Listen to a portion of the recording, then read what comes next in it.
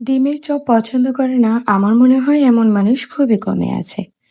আর আজকে তৈরি করে দেখাবো আস্ত ডিম দিয়ে এই ডিমের চপটা। ডিমের চপটা তৈরি করার জন্য এখানে আমি আলুটাকে আগে ম্যাশ করে রেখেছিলাম, দিয়ে দিলাম চাট মশলা, আর এখানে চিলি ফ্লেক্স, লবণ, ধনে গুঁড়া, আর দিয়ে দিলাম কাঁচামরিচ, ধনে পাতা, পেঁয়াজ বেরেস্তা। ভালো করে হাত দিয়ে মেখে নেব।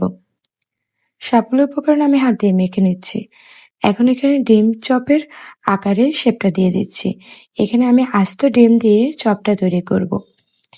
একে একে সবগুলো ডিমের চপ তৈরি করে নিয়েছি। এখন একটা প্যানে পরিমাণ মতো তেল গরম করতে দিয়েছি। এখন বেসনে চুবিয়ে ডিমের চপটাকে তেলের মধ্যে দিয়ে মিডিয়াম আঁচে রেখে মুচমুচে করে ভেজে নেব।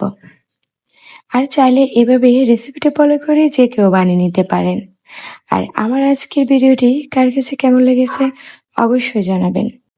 আবারও দেখা হবে আপনাদের সাথে নতুন কোনো রেসিপি নিয়ে। ভালো থাকবেন সবাই।